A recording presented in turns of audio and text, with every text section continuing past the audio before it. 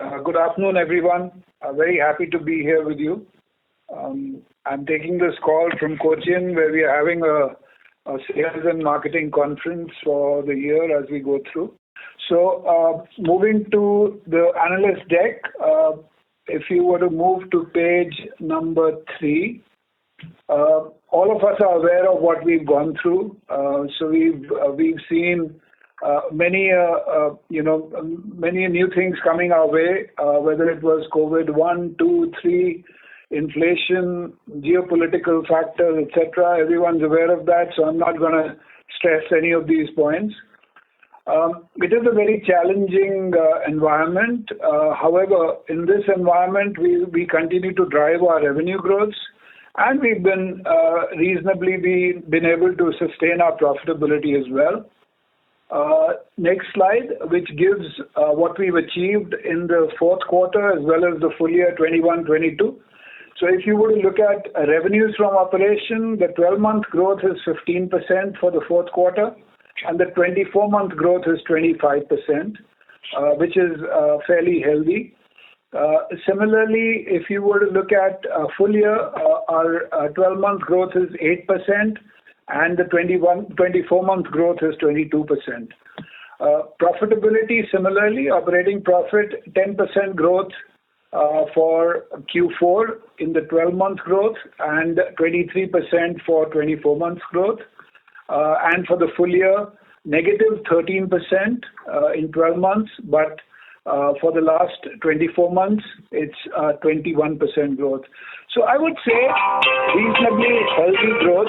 Sorry about that, guys. Moving on to the next slide. This gives us the share numbers. As you will see, we've broadened the gap with our largest competitor this year. So we've continued to make progress as far as market share is concerned. We've gained, this is our 10th year of continuous share growth, which I think for any company is a great performance, and I'm very proud of this factor. Moving to the next slide, again, same strategic planks: distribution and marketing, cost leadership, innovation, adjacent businesses, and sustainability. Now, next slide, driving efficiency in distribution. This year we've made progress. Our rural distribution has gone up from 23,000 rural distributors to 26,000 rural distributors. We've made steady progress in our direct reach as well. This had stymied a bit during COVID times, but it's come back. And in March 22, we are up to almost 25 lakh outlets. Hindi belt is growing 20% faster than our rest of India. However, I must say that there are a few states which are emerging as states which need more attention. These are the smaller Hindi states, and we are making sure that we work on it so that we can make these grow even faster. Channels are back. As you know that the modern trade channel had taken a little bit of a step backwards during COVID, as people were afraid to go to large stores, etc. But this has come back in 21-22, and the growth is 20% higher than what it used to be pre-COVID in 19-20. We've had some very interesting marketing activities. We had relaunched Good Day. We had the Multiple Smiles campaign, which has done very well for us. We have the Good Day Choco Chip TVC as well as the relaunch, which is doing very well for us. Winking Cow has become a 100 crore brand for us, and we used the TVC for Winking Cow during this quarter because this was season. Milk Bikis Atta is doing well in rest of India. Jim Jam, we have a thematic. That brand is showing a lot of promise for us. We've relaunched our Dahi brand under the Come Alive brand name. And similarly, TVCs on other brands as well. On cheese, we've taken a protein promise, which seems to be holding up quite well for us. and we hope to scale this up as we go forward. On our cost leadership program, again, the team has done a fantastic job of creating opportunities and reducing costs. So if you were to look at it, in 21-22, we were 5 times cost savings than what we were in 13-14. And in 22-23, where the situation is looking fairly grim from an inflation standpoint, we are doubling up to make sure that we continue to take this trajectory even better than what it has been in 21-22. The costs are fairly familiar to all of you. So from a supply chain standpoint, it's the process automations to improve productivity, reducing distance to market, which helps us reduce cost and also provide fresh product to our consumers, reducing wastages, which happen either in the factory or in the marketplace, alternate sources of energy, which we are looking at a target of getting to 60% or renewable energy, so that's working quite well. From a material standpoint, our sourcing strategy is focused towards making sure that we get the best bang out of our buck. Backward integration to whatever extent possible, wherever we have some expertise within the system. We are also working on reverse auctions for all of our products that we purchase. And then optimization of the packaging specifications as the packaging material costs are going through the roof. Other areas are market returns, fiscal incentives, treasury returns, as well as reducing commitment charges to some of our contract packers by making sure that our forecasts are very, very close to what our achievements are. Moving on to the next slide. We've had some innovations during this quarter. Good Day Harmony, which is a very interesting product, is doing really well for us. 50/50, we've launched a product called Golmaal in the East. Again, a very promising product. Initial responses extremely good. Then we did a Jeera Mari launch, which was done in collaboration with our consumers. Again, doing very good initial responses, and we are hoping that this could become a blockbuster in the South. We also did two new additions to our Winking Cow brand, which was Kesar and Badam. We've relaunched our croissant with the new marketing mix. It's been relaunched in the South region as of 2 days ago.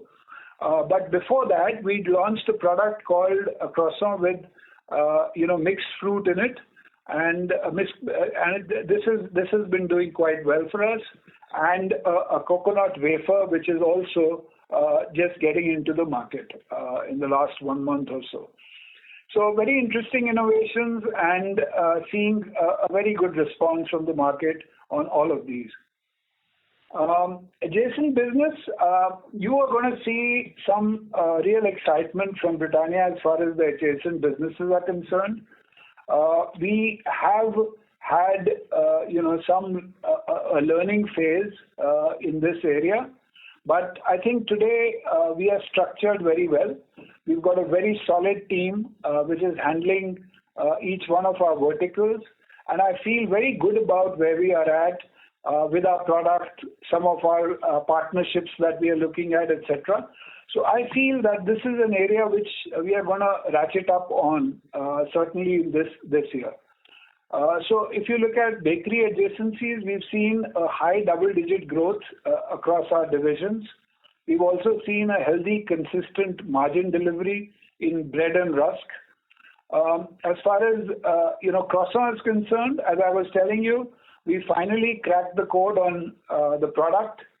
We've started to relaunch it. We didn't want to do it one shot across the country because we want to make sure that we give enough product to the regions before we move it across the country. But I would say that with the South launch, we've sort of started this process, and in the next couple of months, it's going to be across the country. It's taken us some time, but we are very, very happy with what we have as our final marketing mix. On the dairy part, strong quarter. We've had a robust double-digit growth.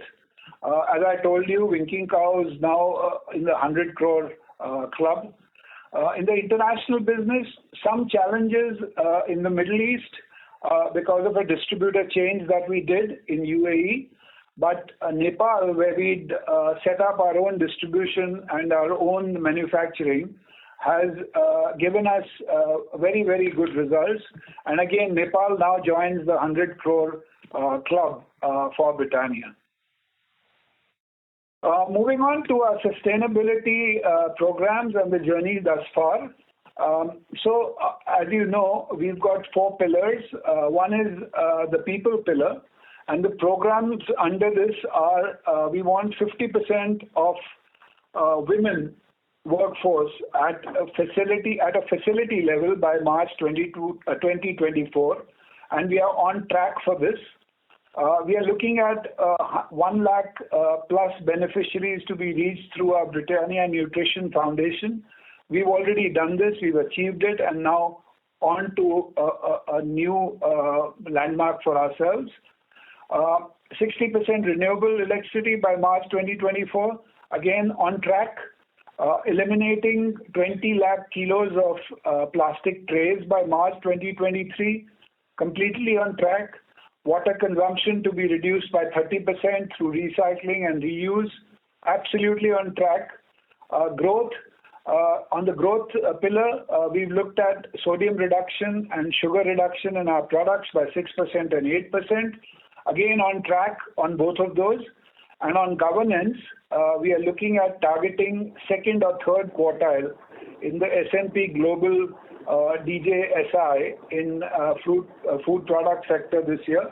And as you know, that we've moved our DJSI scores from 11% to I think 37%, and we are looking at moving them even further.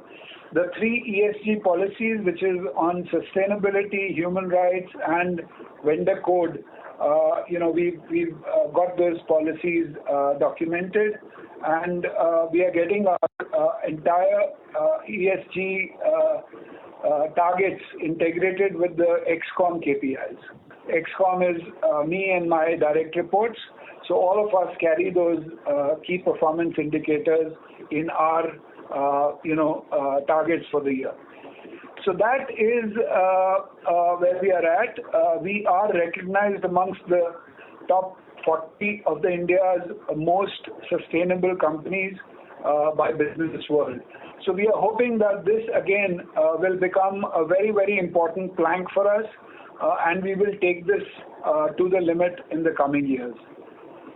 The other areas on sustainability, identifying and implementing new programs to drive sustainable sourcing, publication of sustainable supply chain manual, which we are working on, continue to improve that I've spoken about, the DJSI score, and finally development of sustainability report which complies to all the international standards of disclosure.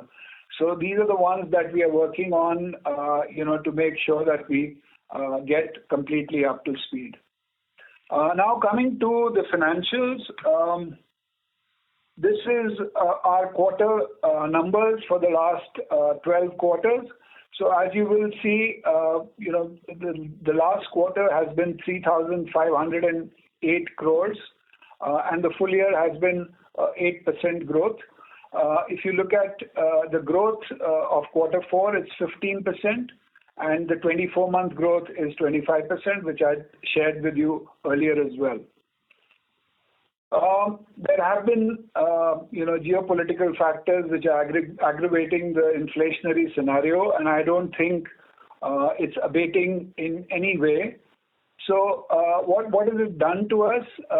We, because of our forward commitments, we have been able to, control some of our costs. However, the commodities have still witnessed an inflation of 17% and 14% for the quarter and full year respectively, right? So flour is at 1%, sugar is at 7%, laminates at 20%, palm oil is at 26%, cashew at 35%, and corrugated boxes at 21%. However, as I had said, we had taken some forward positions which have helped us. What is our response to the inflationary pressures that we are facing? Obviously, there's nothing more important than taking the right amount of price increases, and which is what we've been doing. I must say that we've not been able to keep pace with this inflation because we never estimated the kind of inflation that we've seen, but we continue to take judicious price increases. And the other two pillars are the value creation for consumers. One is on controlled discretionary spends. We focused on, our advertising and sales promotion spends. We've controlled our overheads and we've leveraged our fixed costs as much as we could. And on cost efficiency programs I already shared with you that we are now at 5 times the cost efficiencies that we were getting in 13-14. So we've accelerated these programs and we've looked at IT transformations to make sure that we are completely on top of these as far as our savings are concerned. Our operating profits, you can see that our operating profits peaked during Q1 of 2021, which was, a windfall because we'd optimized, we were only producing products, we were only producing the key brands, and, the spends were not there because we were running out of product at that point in time. So that was the peak. From there onwards, we've come to approximately a 14.2% operating margin, which is a growth of 10% for Q4 and a 24-month growth of 23%, which is pretty similar to what it used to be pre-COVID. We have made sure that we remain handsomely profitable despite all the headwinds that we face. Moving on to slide number 21, which will show you all of the details on our financials, which I'm sure you've gone through. So for Q4, 15% growth on the net sales, 10% growth on operating profit. Profit before tax is growing by 5% and profit after tax at 4%. Similarly, for the full year, if you look at the numbers, it's 8% on the top line, and it's a negative 18% from the peak that we'd seen in the previous year. 24-month growth for the full year is still positive, 22% growth on net sales and a 21% growth on operating profit, which is a reasonably good performance. If you look at the ratios down below, profit from operation at 14.3 in 21-22, profit before tax at almost 15%, and profit after tax at 11%. So that is it from me. I'll open the house for questions. Mayank? Thank you very much. We will now begin the question and answer session. Anyone who wishes to ask a question may press star and 1 on the touchtone telephone. If you wish to remove yourself from the question queue, you may press star and 2. Participants are requested to use handset mode while asking your question. We would also request participants to limit your question to 2 at a time. Should you have a follow-up question, please rejoin the queue. Thank you. Ladies and gentlemen, we will wait for a moment while the question queue assembles.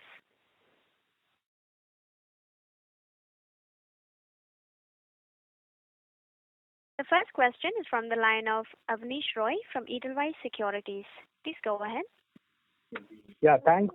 Congrats, Varun, on very good performance. My first question is on the small Hindi states comment and the focus states.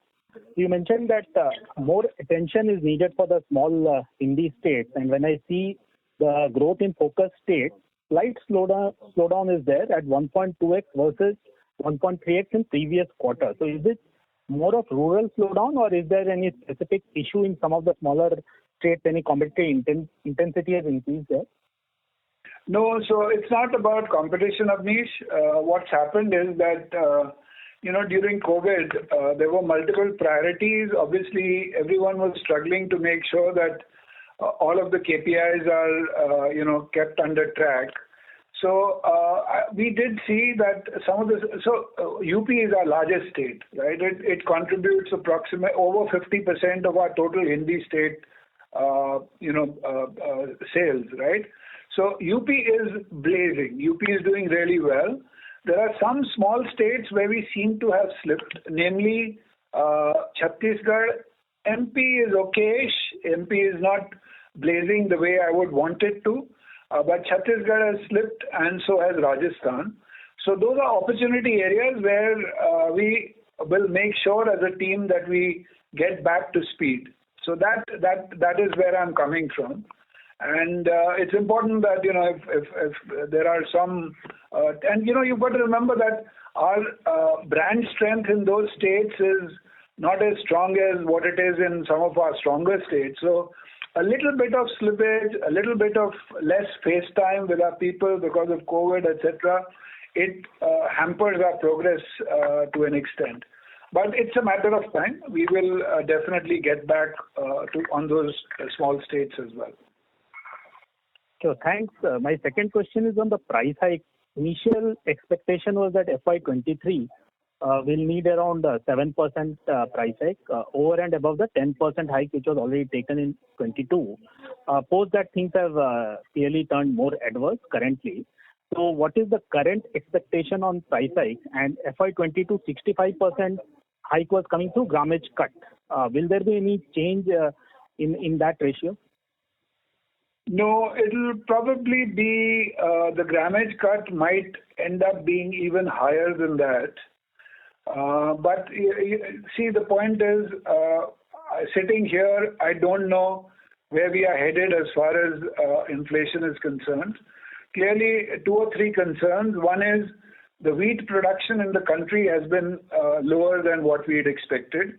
While there was a lot of noise about exports and, we can feed the world, etc., the point is that the crop has been poorer because of the severe heat. So the wheat grains have shriveled up a bit, and even the production has been lower. So we don't know where that is going to lead us. And that, between Russia and Ukraine, they produce almost 100 million tons of wheat, which might not get harvested. That gets harvested as soon as the snow melts. And in Ukraine, there are no men to harvest it because they're all involved in fighting the war. So there is going to be, pressure on that front, both nationally and internationally. And similarly, palm oil, as you know, there are, Indonesia has stopped exports. So there are ships with 3 lakh tons of oil which were about to sail, and now they've been stopped. So where that will go, nobody seems to know. I'm sure it will get cleared up. It's a matter of time. Luckily for us, we are covered till things become better.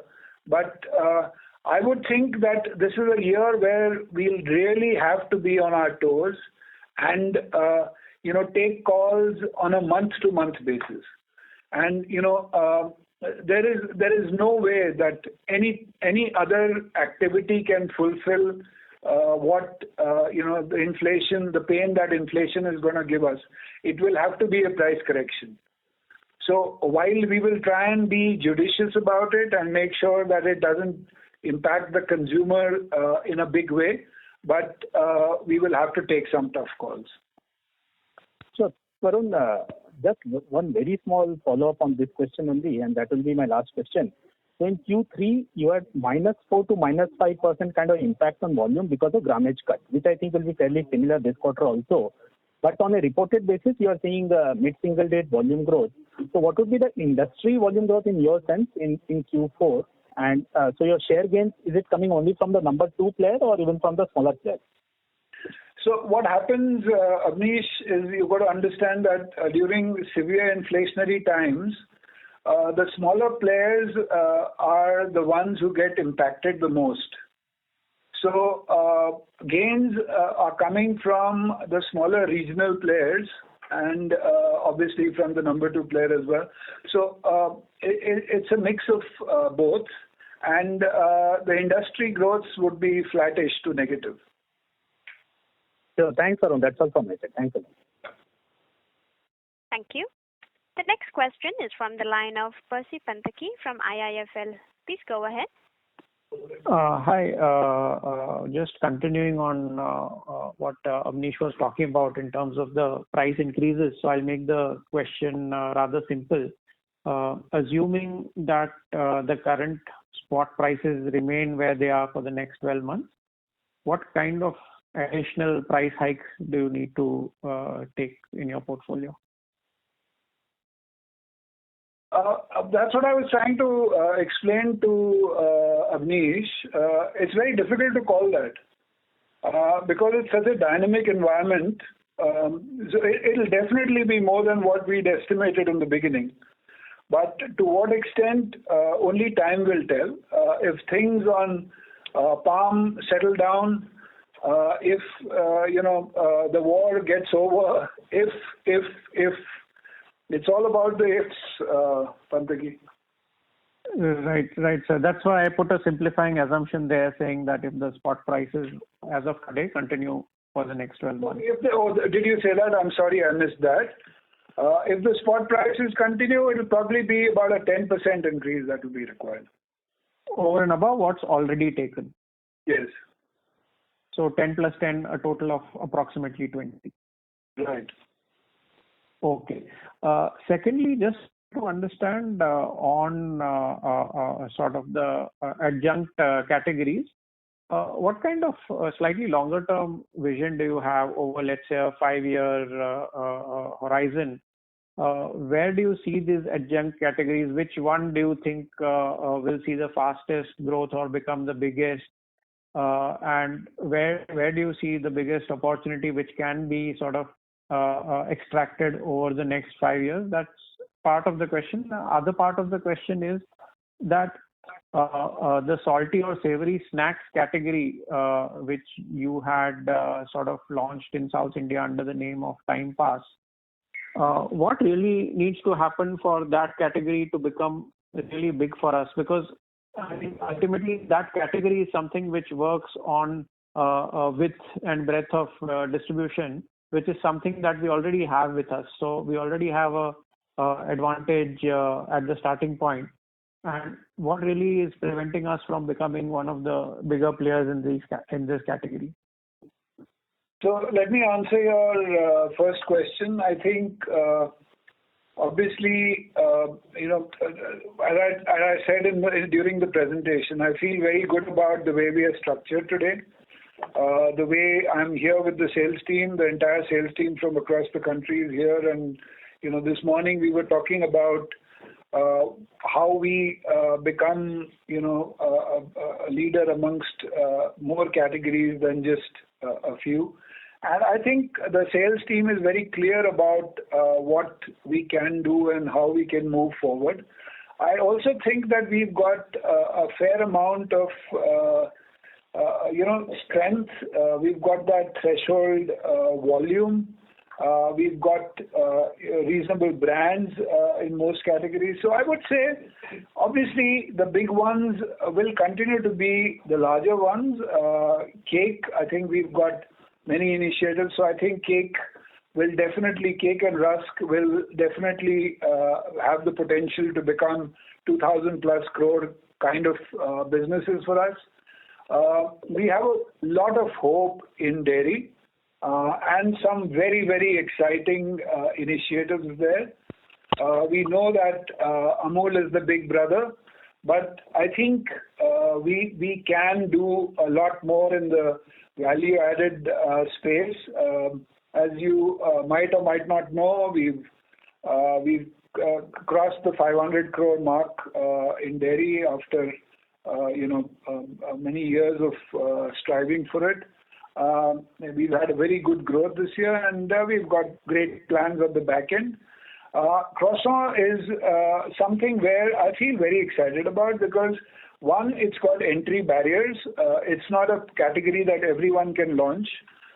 It requires a lot of attention because it's a new category to the Indian consumer. So you really have to fine-tune it to an extent where the consumer tells you that this is what I want, and I think we've reached that stage. It probably took us a little longer than I would have imagined, but today I feel very, very good about where we are at.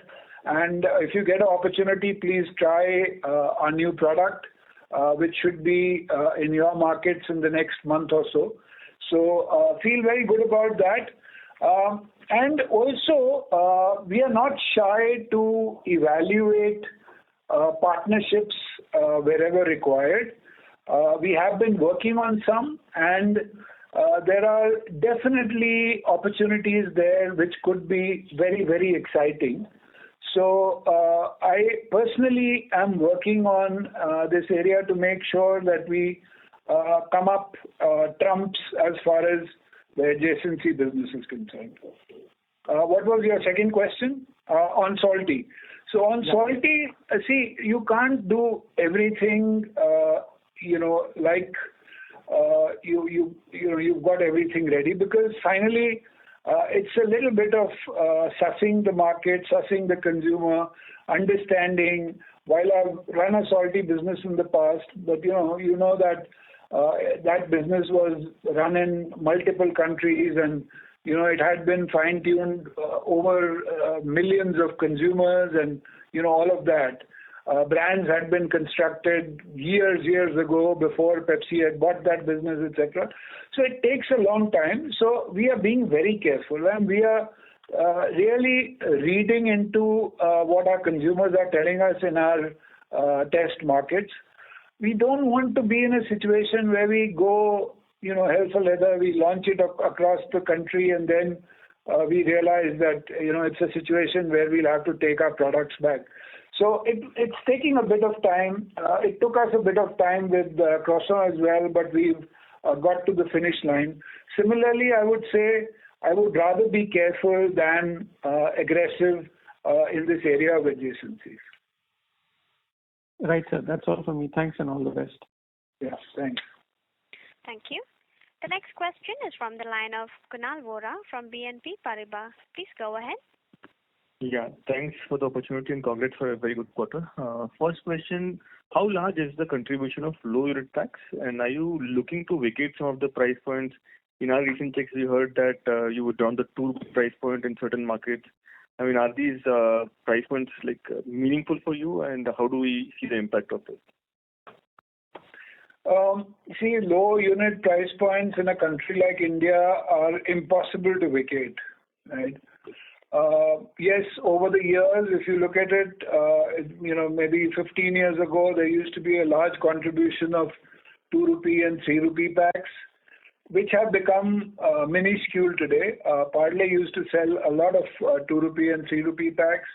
We also used to have a reasonable contribution of 2 rupee, 3 rupee. It's all migrated to 5 and 10 and thereafter. So I don't think we are in any position to vacate the 5 rupee segment at this point in time. But as the world evolves, as the consumer evolves, and as we get through all of this inflation, time will tell when is the time to really press the pedal on 10 and move on from 5. But I don't think we are in any position to do that right now. It's about the price point packs. The 5 and 10 are approximately 55% of our total mix. So it's fairly large. And it continues to be, in a country like this where you have a lot of bottom of the pyramid consumers, it continues to be a staple for a lot of consumers in a lot of parts of the country. So that's where we are at, and we will have to nurture that business. You still have 2 rupee price point, right? And how large would that be? 2 rupee is very small. We don't have anything to really write home about. Maybe a few packs here and a few packs there. It's not like a big segment at all. Okay, understood. Second and last question. You mentioned you crossed 500 crore mark in dairy.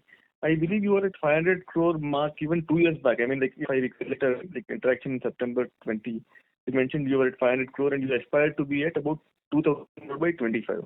Where are you? No, we were never at 500. Okay. We might have aspired, but we were around the 400 crore mark. Yes, we were at 400 crore mark. And this year our growths have been good, so we've crossed the 500, which is no great achievement, frankly. If you ask me, getting to 500 crores in so many years of launch is no great achievement. But, you've got to celebrate your small victories, and that's what we are doing. So, but at that time you were aspiring to be about 20 billion in 5-6 years. Are you on track for that, or that looks difficult considering the changes in situation? And also, if you can update us about the Ranjangaon plant, dairy plant, what's the update now? So yes, we would want to be at least a 2,000 crore business in dairy in the next 5 years. Maybe it's a moving target. Maybe I said that 2 years ago, and I'm saying it again. So don't hold me on it. But this time, certainly we would want to get to 2,000 crores. The Ranjangaon plant is moving quite well. We've got all the equipment. The raw cheese manufacturing equipment should get commercialized in the next 2 or 3 months. We've got a yogurt line, we've got a powder line, we've got a drinks line. All of that should get commercialized in the next 3 to 4 months. The only one which will take at least 6 to 8 months is the processed cheese line, which should be done by December or January. So by January of next year, we will be up and running. We've already moved up on milk collection pretty considerably, and we will be, what we are trying to do is get our milk collection to the highest level possible, because even if we have excess milk, we will consider making powder milk out of it and using it in our bakery facilities. So we are going to run that plant on full efficiency, and we are feeling very excited about it. We've got some very exciting products as well, possibly a few interesting partnerships as well. So we are feeling very good about where we are at, and I think this year is going to be the year where we'll take the turn as far as dairy is concerned as well. That's good to hear. That's it from my side. Thank you, sir. Thanks. Thank you. The next question is from the line of Shirish Pardeshi from Centrum Capital. Please go ahead. Hi, Varun and team. Thanks for the opportunity and hearty congratulations. Sorry to interrupt you. We cannot hear you very clearly, sir. Actually, I can hear him. Okay. Yeah. Am I audible now? Yeah, Shirish, you are audible. Yeah, hi Varun. Thanks for the opportunity and congratulations to the whole team.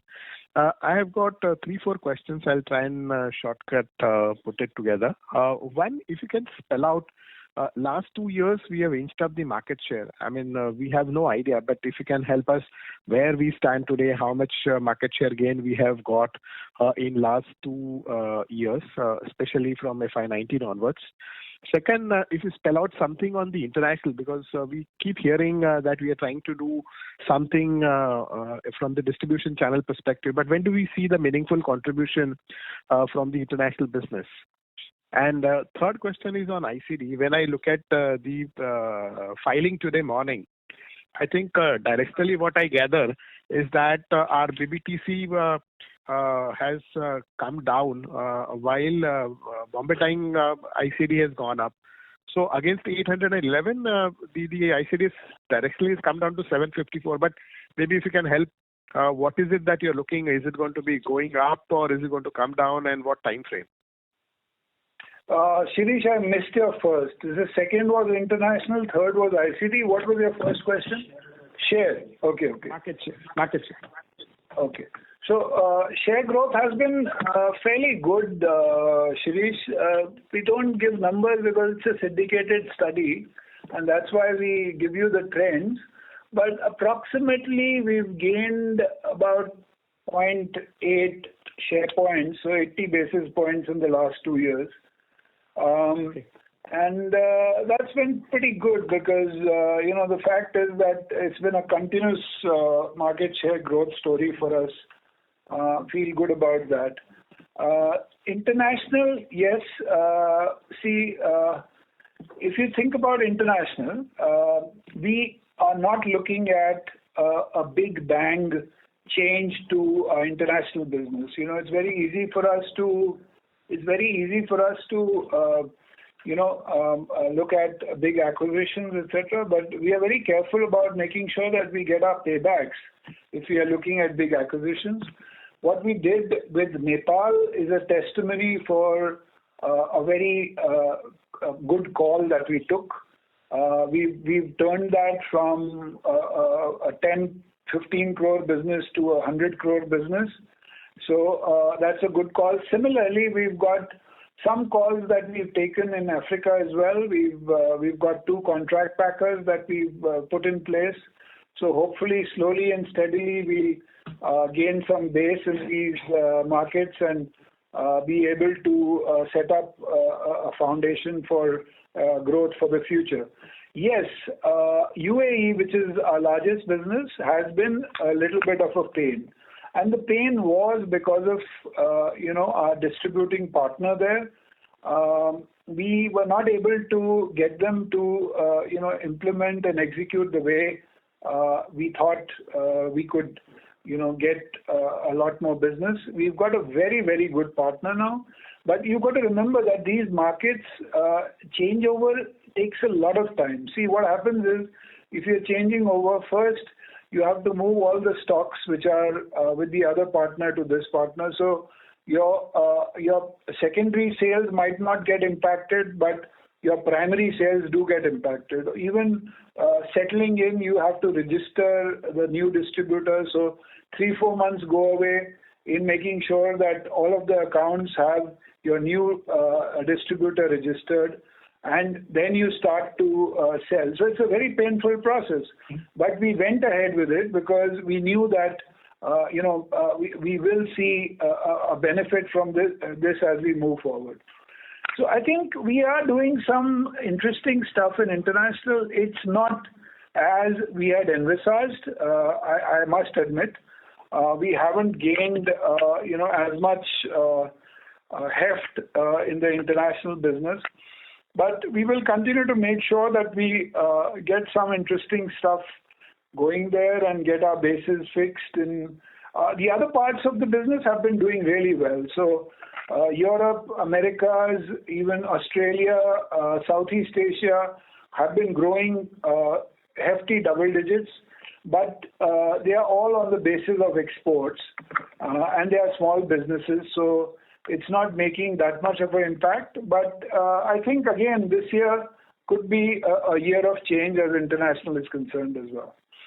On ICDs, Venkat, could you comment on that, please? Yeah. So the total group ICD as of March 22 stands at 740 crores.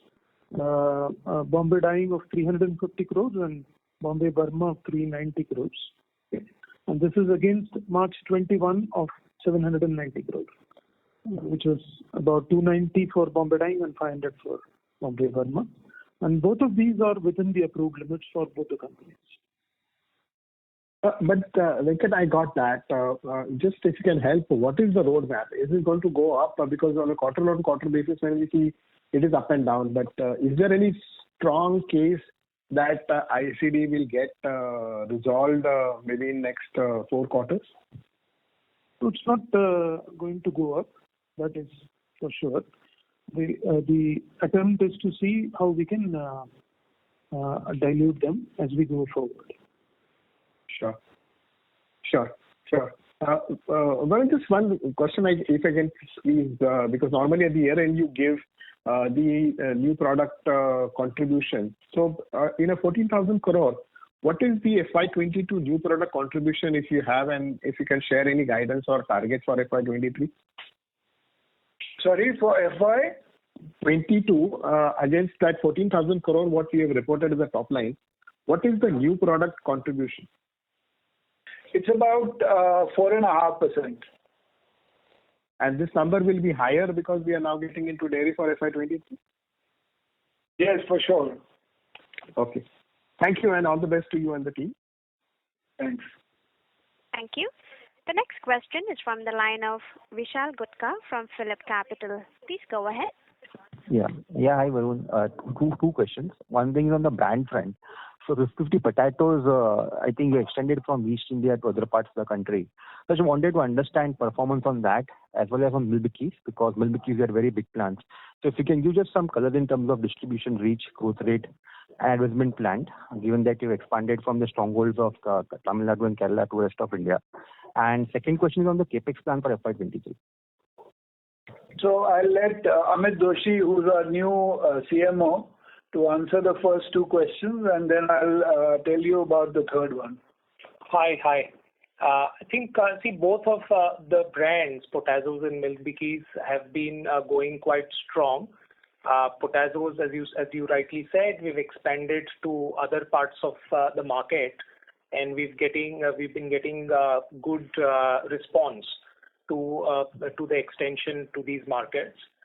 Now, one has to remember that this category is new to the market. It's a novel format, and therefore we'll really have to continue to commit to invest and grow and expand the adoption of this category. So therefore, as a marketing unit, that's what we really focused on. How do we create more trials, build more awareness for the format. And then just to give you a perspective, in organized trade, we've actually seen a very, very quick ramp up for Potazos, which again is a great testament to the product. I mean, that's where the early adopter consumers are. Now, we just want to continue to build our story on the differentiated cracker segment. That's where most of the growth in the category is coming. And we've recently, after Potazos, launched another unique product called Biscafe. It's a coffee cracker, and is being positioned as the perfect accompaniment to coffee. Now, if you look at the beverage consumption market in India, there are a lot of accompaniments to chai, but really none for coffee. And this, we believe, is going to be a really, really unique experience for consumers. So together, Potazos and Biscafe both will lay a foundation for a very, very new turn in the category. So that's on Potazos. Milk Bikis, we continue to expand in the rest of India. Now, if you look at some of the inflationary trends that Varun spoke about, combined with some of the challenges that we faced in a few Hindi markets, we've had a little bit of a plateau. But again, that's a short-term blip. The headspace for growth is huge if you look at the low value-added glucose category. So while there have been a few short-term blips, in the longer term, we don't see anything going away. We continue to invest to make sure that we upgrade consumers to a higher value-added product. Right. And coming to the capex, we've got 3 plants coming up this year. We've got the UP plant, we've got the expansion of Ranjangaon, expansion of Orissa, and we've got the Tamil Nadu plant coming up.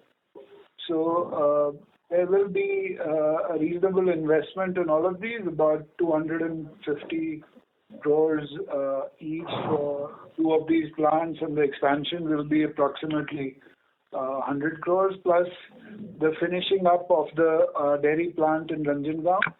So the total capex, Venkat, is going to be in the region of 650 to 700 crores this year. Yeah, correct. Yeah. Oh, okay. That's the last question from one side. On dividend payout, have you finalized some policy? Because last 2-3 years we have seen extraordinary dividend payout. So any particular policy have you framed out on that front? Venkat, you want to comment? Yeah. So the policy is already in place.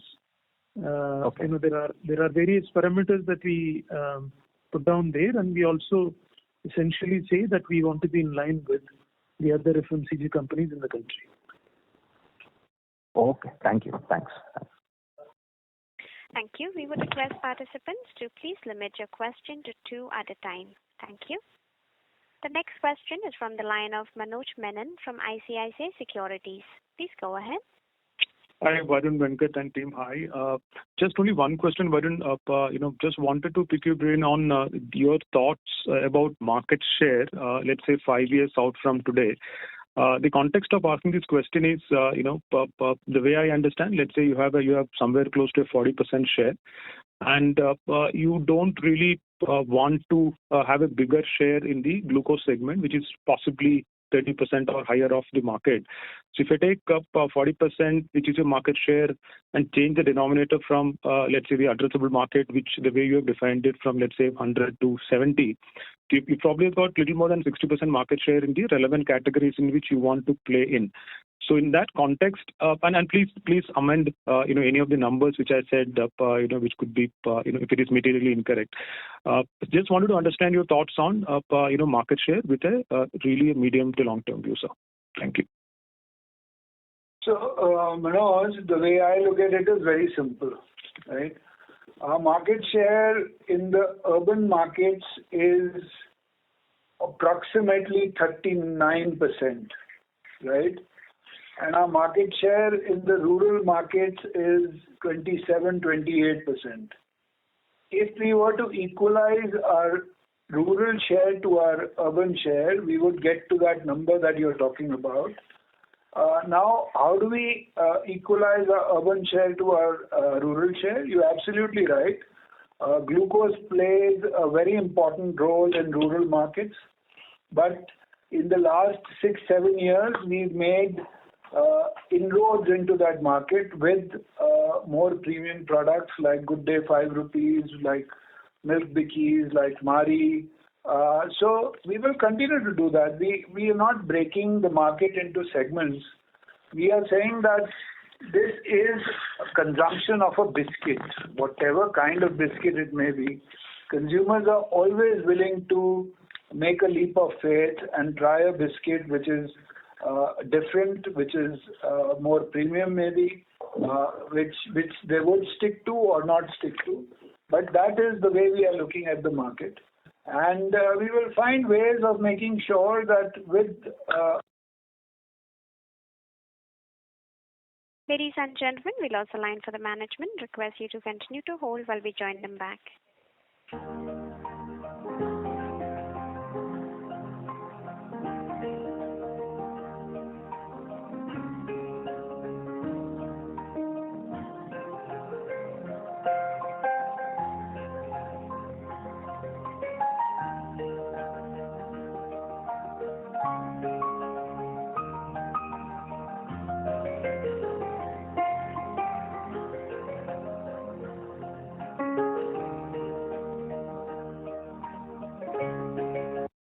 Ladies and gentlemen, thank you for patiently waiting. We have the line for the management reconnected. Over to you, sir. Sorry guys, got disconnected. Can you hear me? Yes, sir, we can hear you. Okay. So I was talking about market share, and so that really is our objective. Our objective is that we've got arsenal of brands, we've got an arsenal of price points, products. We have to get to that with whatever we have in hand. Yes, there are products like Tiger Crunch, which we haven't taken to its limit, right? Tiger Crunch is in the value space, doing extremely well, growing very high double digits very, very high double digits in areas where it is present. It's quite a bit like Milk Bikis, which is, was only in the south and not in other places. So similarly, Crunch is in maybe 4 states and does extremely well. So we've got to we've got to make that a weapon. And by the way, glucose is not 30%. Glucose is more like, what, 20? 15 odd percent. Okay. It's about 18% now. So it's come down pretty dramatically from what it used to be. Okay? Margaret, can you move on? Mr. Menon? Yeah, I'm done. I had only one question. Thank you so much. Thank you. The next question is from the line of Alok Shah from Ambit Capital. Please go ahead. Yeah, hi. Congrats and congrats for the good performance. My first question is, Varun, are you seeing consumers, moving from 5 rupee to 10 rupee price point because of grammage cuts? So essentially the question is the number of packs that you would have sold, say, a year back at 5 rupee and 10 rupee price point. Are you largely seeing any shift over there? No, we haven't seen any shift like that. So see, it depends on your laddering. If you're giving better value at 10 rupees, then consumers might shift. But our value is not dramatically different. The laddering on our value is maybe slightly better, but not good enough for people to move from 5 to 10. So would that be a strategy in the coming year, considering the inflation is the period where, one would look at using that as a strategy? Just wanted to get your thoughts on that. Could be, but it's a huge leap. So consumers sometimes just have 5 rupees to spend, and if we do not provide them that opportunity, or we provide an opportunity which is suboptimal from a value standpoint, then they will move to some other products. And the products that are available in the market are ranging from other food categories to certain snacks which are being freshly made at the outlet, to bakery biscuits which are available in open form, etc. So you've got to be a little careful that we don't reverse this agenda of gaining from the bottom of the pyramid snacks. Got it. My second question is on this roughly 4 to 5% kind of a volume growth. So wanted to check, is this coming from say a larger share of Milk Bikis in South, or is it largely coming from Hindi Belt? If you can just give us one step more granular breakup into the regions or the products from where this volume growth is coming. So it's a little bit of it's also the mix of the product categories that we have. So within biscuits, yes, it is because of we've been selling a lot of Tiger Crunch, and Tiger Crunch, by the way, is not unprofitable segment like some of the other value segments. So it's a reasonably profitable SKU for us and a reasonably profitable brand for us. So we've been growing like 30-35% on that. Milk Bikis has been fairly good growth for us. So all of those are adding to this. Plus, our milk drinks have been doing really well. The Winking Cow, has been doing very well for us. So I think it's a little bit of product mix and a little bit of mix between our categories. Got it. So as this adjacencies will scale up, which would mean that this volume growth per se could be little higher. So maybe now it would be premature, but going ahead, would you like to give a split of biscuit volume and the adjacent revenue, something of that sort? Is that sort of thought process? Yeah, no, it's possible. But, once the adjacency businesses get to a certain scale, we'd love to do that. Sure.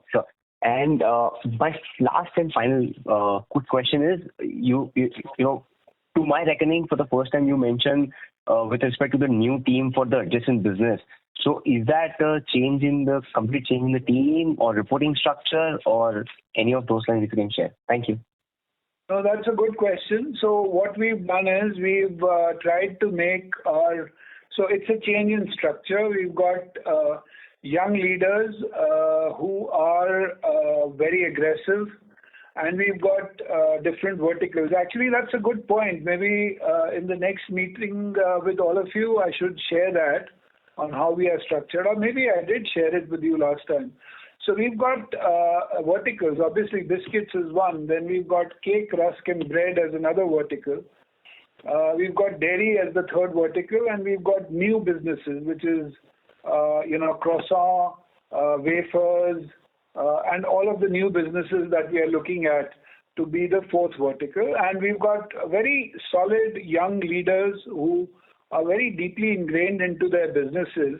And what we've tried to do is we've tried to create an agile structure so that decision making is not like a large organization that Britannia is, but they can take some quick and dirty decisions whenever necessary, so that we don't suffer the reasons for a large company not being agile. We want these guys to operate like startups, and that's really helping us. First, the quality of people, and second, the teams that we've set up under them, and third, the agile structure. All three of them are helping us. Got it. Considering the paucity of time, maybe I will not ask a follow-on, but we would like to maybe the next quarter understand much more on their compensation structure, their ESOP or something of that sort, to get more comfort on that. Thank you. Thank you. Ladies and gentlemen, due to time constraints, it was the last question for today. I now hand the conference over to the management for closing comments. Thanks everyone for spending time with us on this call. We look forward to interacting with you again. Thank you.